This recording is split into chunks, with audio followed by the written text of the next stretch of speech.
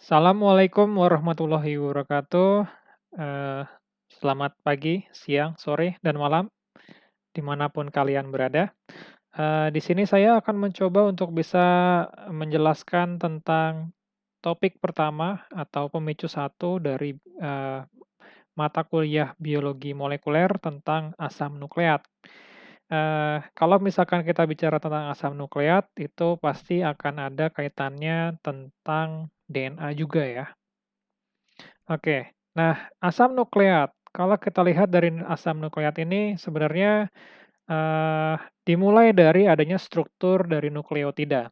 Nah, struktur nukleotida ini terdiri dari setidaknya ada 3 bagian. Yang pertama adalah phosphate group, kemudian ada sugar, sugar di sini di mana dia dalam bentuk ribosa, dan kemudian ada nitrogenous base. Nah, nitrogenous base ini itu ada adenin, ada timin, ada guanin, ada sitosin, dan kalau di RNA itu ada urasil. Seperti itu ya. Nah, struktur nukleotida ini nantinya akan bisa saling berinteraksi dengan struktur nukleotida yang lain dari ikatan fosfatnya. Nah, sehingga nantinya akan membentuk struktur asam nukleat yang nantinya apabila sesama struktur dari asam nukleat saling berinteraksi melalui basa nitrogennya itu akan membentuk DNA, seperti itu ya. Kalau seperti yang kita ketahui bahwa semua organisme itu memiliki DNA yang merupakan informasi dari kehidupan kita. Kalau kita lihat, misalkan diambil dari sel yang ada dari pipi kita, gitu ya, itu akan menjadi sel. Dalam sel tersebut ada nukleus, dalam nukleus tersebut ada kromosom. Nah, kromosom inilah yang membawa informasi-informasi kehidupan, bagi kita sendiri dan juga bagi kalian semua, seperti itu.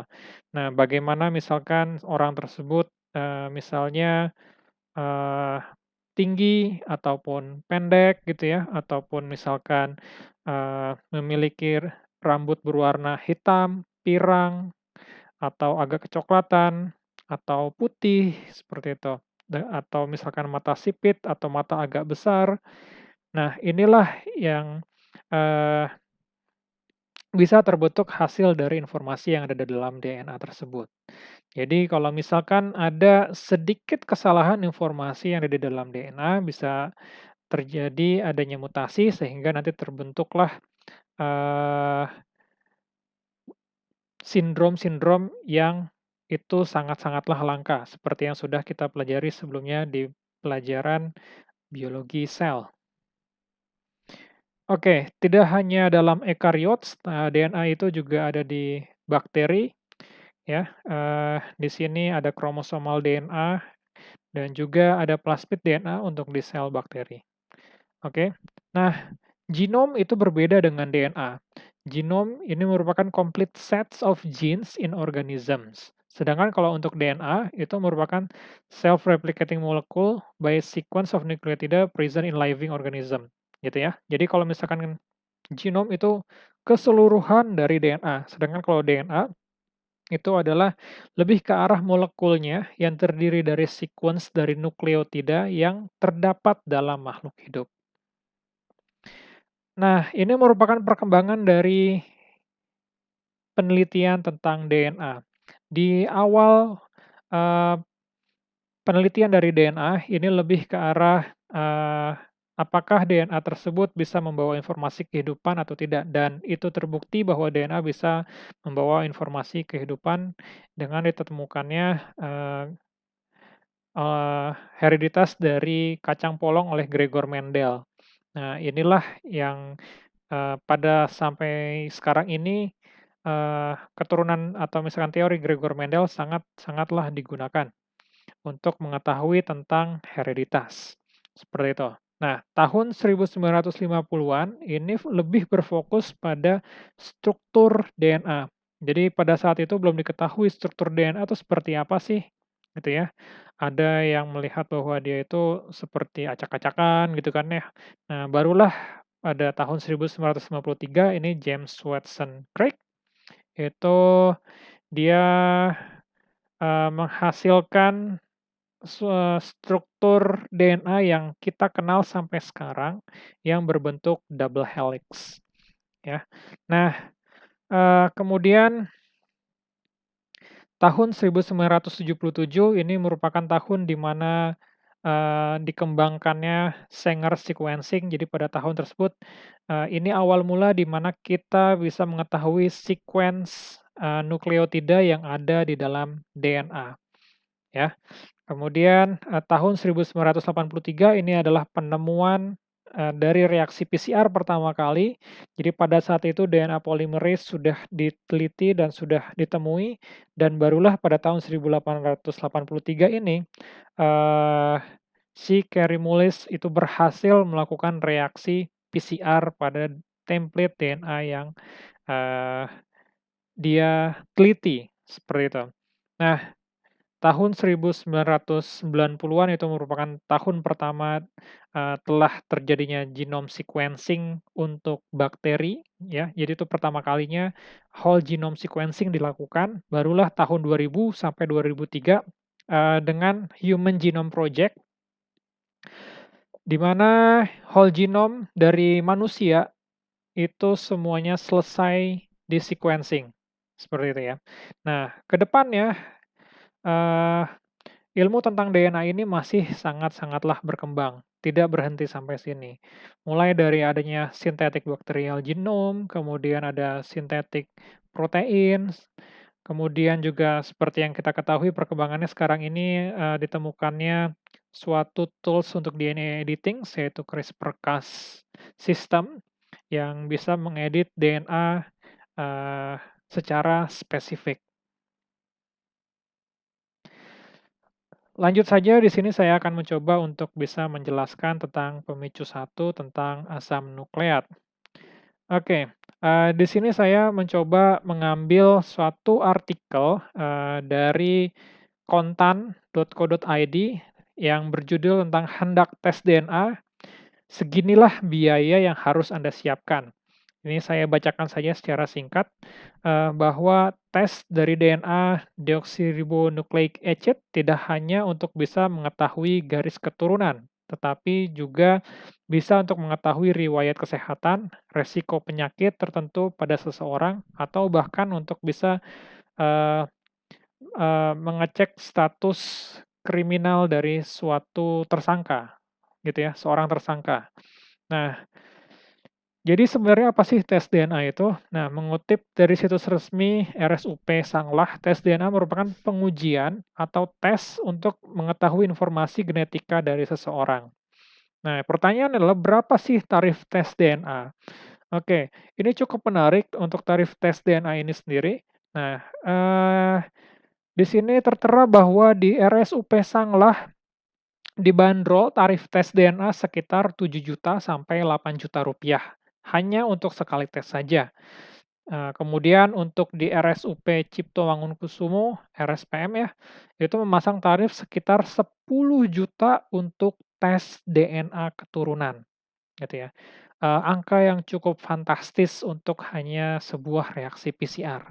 Nah, asal tahu saja Anda bisa melakukan tes DNA di rumah sakit ataupun di laboratorium dengan catatan Anda mendapatkan surat keterangan tes DNA dari dokter, seperti itu. Nah, Anda, sebagai calon dari engineer dari bioproses, kalian hendak mencoba untuk bisa menginvestigasi tentang tes DNA ini. Nah, sebelum menginvestigasi tentang tes DNA ini, ada beberapa pertanyaan yang perlu kalian coba jawabkan. Nah, yang pertama untuk pertanyaan yang mendasarnya dulu. Nah, salah satu fungsi dari asam nukleat adalah untuk menyusun DNA dan RNA sebagai pembawa informasi kehidupan. Nah, apakah ada fungsi ataupun aplikasi lainnya untuk DNA dan RNA tersebut? Yang kedua, bentuk DNA ya, seperti yang sudah ditemukan oleh si Crick tadi, gitu ya, dan juga untuk penemu-penemu lainnya, itu ada berupa struktur aDNA, bDNA, sama zDNA, seperti itu ya. Nah, Kalian coba cari kira-kira apa perbedaan dari masing-masing A, B, dan juga Z DNA. Dan juga mengapa, RNA tidak memiliki struktur yang sama seperti DNA. Artinya kalau kita lihat RNA itu hanya single strand, dia tidak berinteraksi antara satu dengan yang lain, gitu ya. Kalau DNA, dia itu berinteraksi dengan satu sama yang lain gitu ya. Kalau kita lihat bahwa si DNA ini ketika dia dinaturasi, di reaksi PCR, dia bisa nyatu lagi. Nah, kalau RNA dia tetap single strand. Nah, apa yang kira-kira mempengaruhi RNA itu tidak memiliki struktur yang sama dengan DNA? Oke, yang ketiga, kalian coba untuk bisa menginvestigasi tentang tes DNA yang dilakukan hasil dari klaim dari artikel tersebut.